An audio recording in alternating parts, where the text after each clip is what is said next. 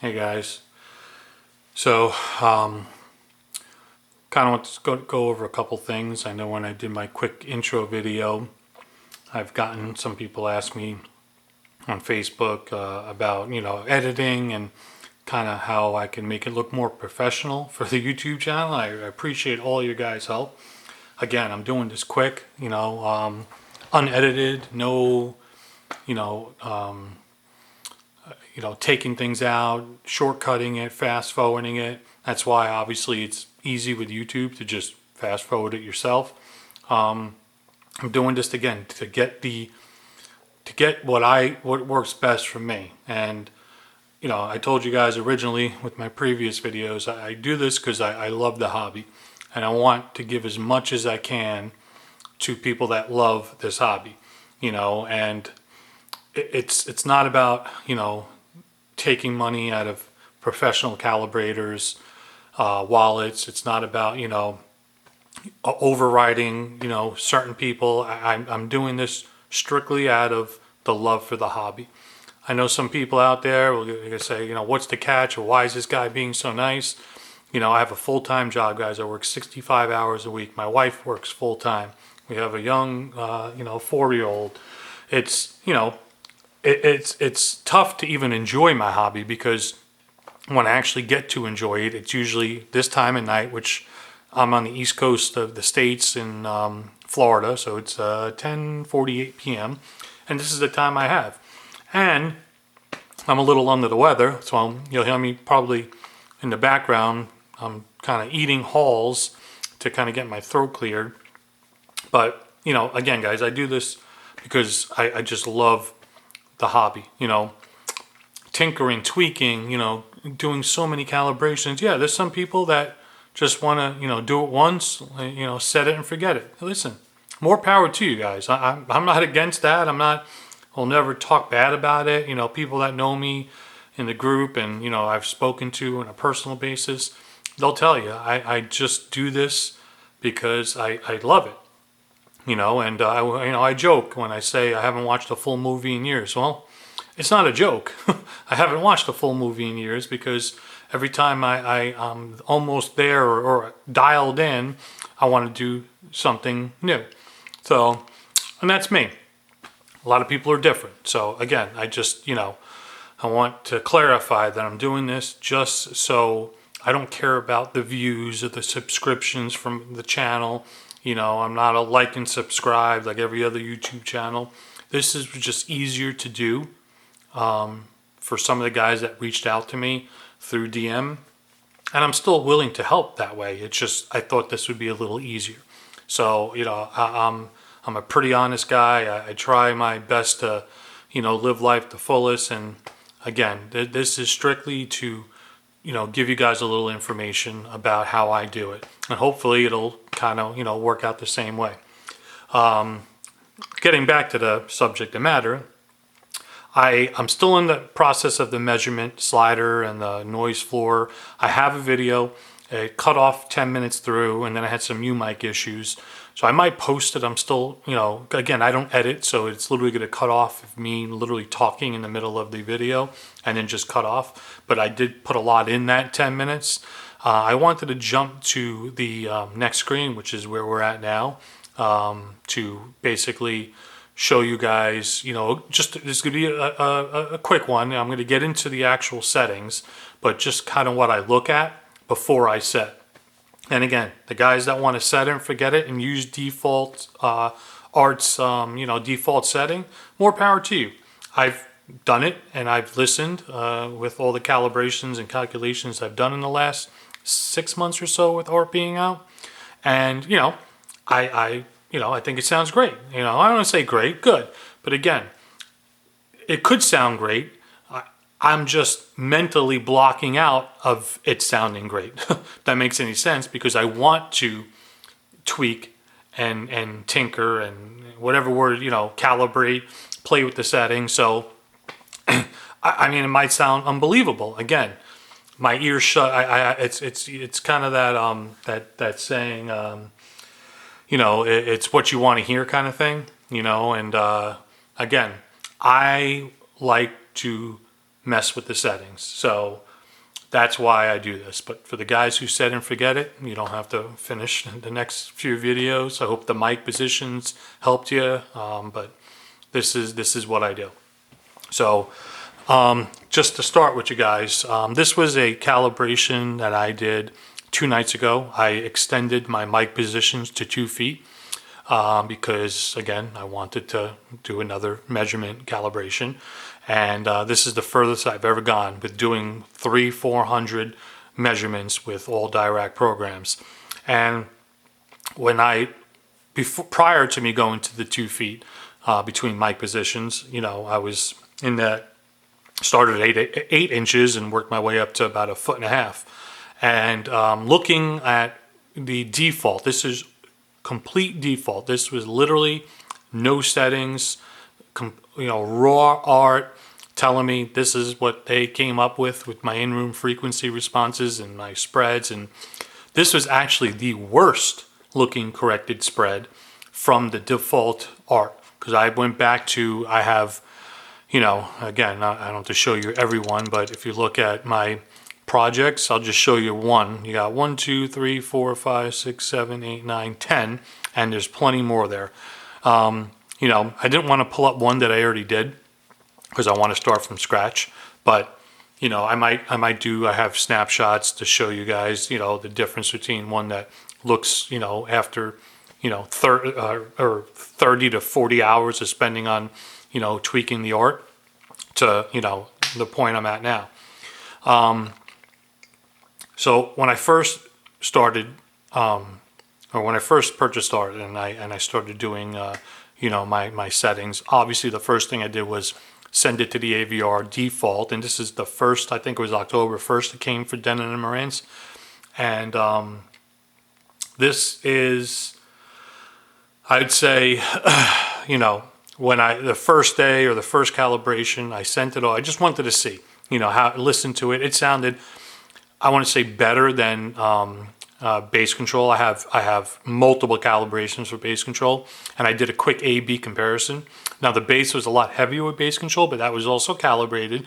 I adjusted crossovers, my left and right curtains, used multiple target curves. So it was a little bit of a turtle race between art and preset and DLBC preset, because again, I was comparing a fully calibrated Dirac live bass control to a default art, and honestly, art was right there. I mean, maybe again a little tweaking here and there, and I just kind of was doing a quick comparison, and then I fell down the art rabbit hole. I'm not going to say the home theater or AVR rabbit hole, because I've been down that rabbit hole for 15 to 16 years. But I said, you know what? Let me tweak it a little. And 300 calculations and measurements and, whatever later, we're here today on January 14th, and me putting videos out. So obviously I couldn't settle. But looking at my past, mic positions with, smaller distances, the first thing I see is the corrected spread. I leave that on when I'm looking, at the default when I'm doing it. And the reason why I want to focus on the spread first is, and you've heard it, I'm sure, in other tutorials, Joe and Tells with Joss Walker and Phil Jones, Massimo with Joss Walker, and literature. Oh, jumped a little ahead when I was talking about the first day that art came out. We didn't have a lot, to go off of. So Dirac just started really producing some decent videos. I mean, we had YouTubers, kind of from Storm Audio. There was a couple of good videos, but again, I have a Denon. Most, I'd say about 99% of the people that are going to be actually watching my videos are Denon and Marantz. Storm Audio, I think when you own one, they give you a remote calibration. It's built in, with someone live coming in. So obviously they don't need a little guy like myself. But we didn't have anything. So I had to go off of basically trial and error. Okay, that's the word I was looking for. The guys who really want to follow my videos, it's trial and error. Okay, it's kind of dialing it in, and hopefully you don't have to get to 300 plus measurements like I did. I'm probably the only one in the world right now that has that many with just one program. And if I add up every other room correction, forget about it. But anyway, when I looked at this, I knew right away, just off my front and left right grouping, that I didn't like the spread. And I've looked at, or I have over 300 different slots that I've looked at with the corrected spread. And, right off the bat, obviously when I first started, I didn't know anything about the corrected spread, but now I'm, pretty keen on knowing, how to look at it. And I didn't even go down to the other groups. I started with the front left, front right, because that's what it defaults to after you're done with your measurement screen. And, your mic measurements. And I right away, forget about target curves or not target curve, default target curve or the curtains on the right, or even how many support groups they defaulted to. This was the first thing I saw, and I didn't like this between 50 and let's say 80 hertz. I mean, really 50 to 60, 65 hertz. We have plus minus 24 dB. And this is corrected, guys. So this is like, art defaulting, stating that this is the best that they could correct to. Now, again, if I switch off the spread, okay, and go to, corrected on the frequency response, yes, it follows pretty well. Even when I, scroll in, I'll see, obviously, this is because my subs support all of my 7 groups. So you're going to find this little, 1 to 2 dB up or down, hilly corrected response, but that's fine. That's how it looks. As soon as I switched to that, I knew, well, these are my speakers. I didn't, calibrate someone's other room that I was probably drunk one night and just, did someone else's home theater. No, this is my home theater.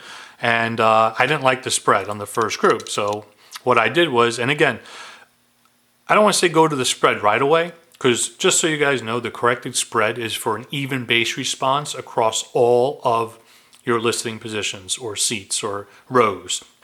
So, I've tweaked to the point where I've tightened the correct spread to, like almost perfect, and it didn't sound right. So it's not always the corrected spread is going to be the right way to go. But for me personally, it was the best out of doing anything else, if that makes any sense. Looking at, the measured and then, moving, the high frequency a little lower because, the spread between 100 and 150 was, a little too much for me or not as corrected. And again, going back and forth, trial and error. And honestly, it was kind of the medium for me, which we'll get to probably in 5 to 7 videos when I have this calibrated, and you guys will go back to this original video and be like, oh, look how tight I got.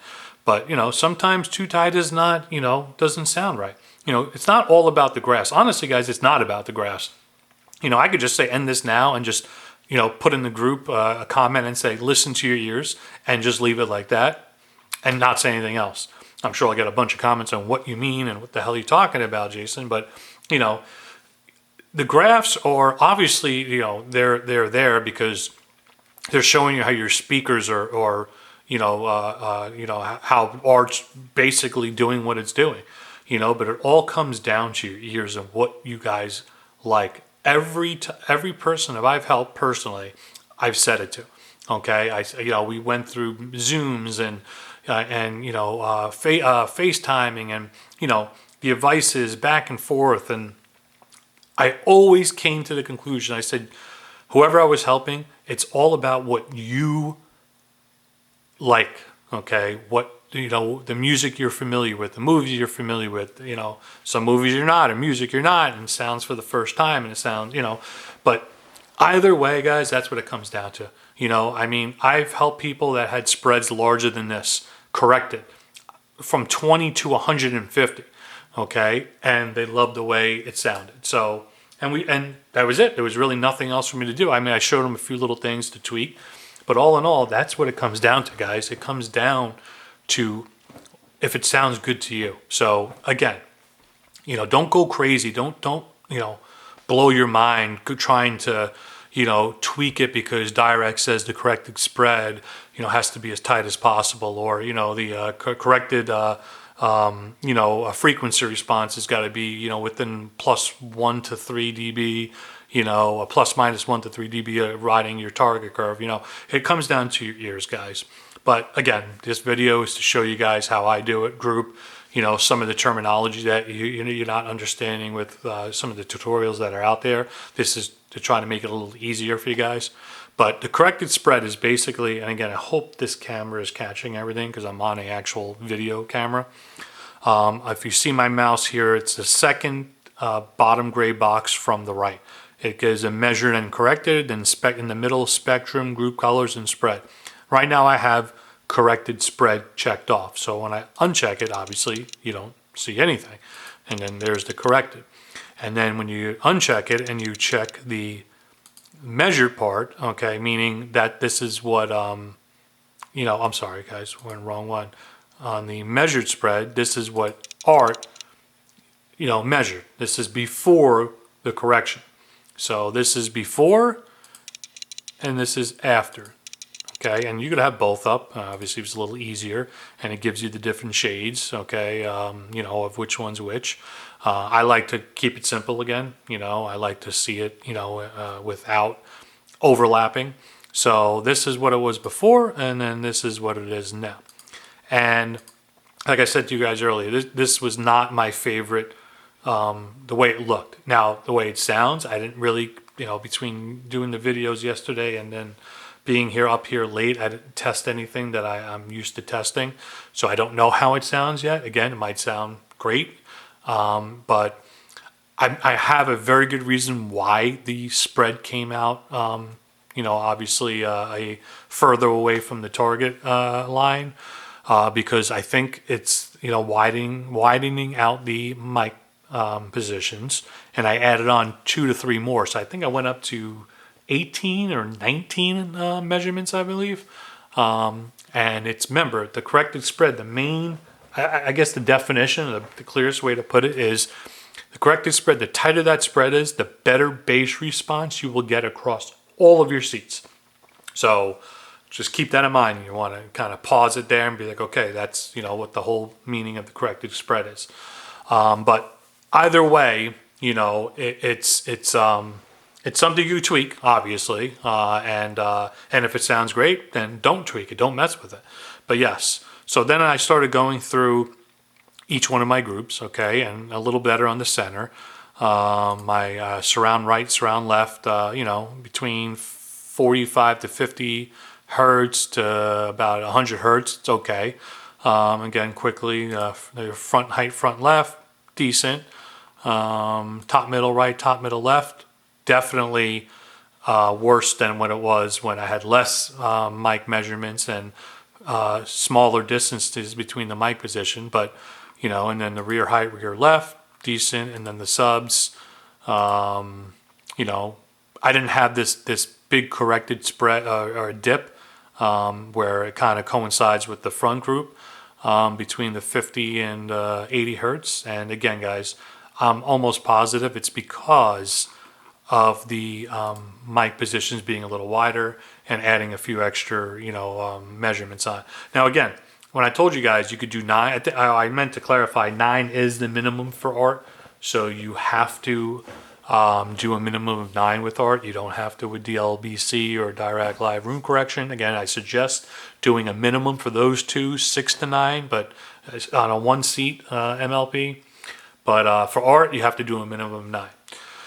So I'm going to move over to the next video, but I just wanted to show by eye, I knew that this was, 99%, this is the reason why I'm getting a default further spread from the target curve than what I'm used to. Okay, because default, what I'm used to is a lot tighter. So I'm going to shoot over to the next video and kind of do the grouping. And then what to look for on the in-room frequency response to kind of adjust our low frequencies and high frequencies. But I'm going to spend the next video on the actual grouping of the channels and what I think some of you should do versus what I do. And, we'll go from there. So I'll see you guys in the next video. Thank you.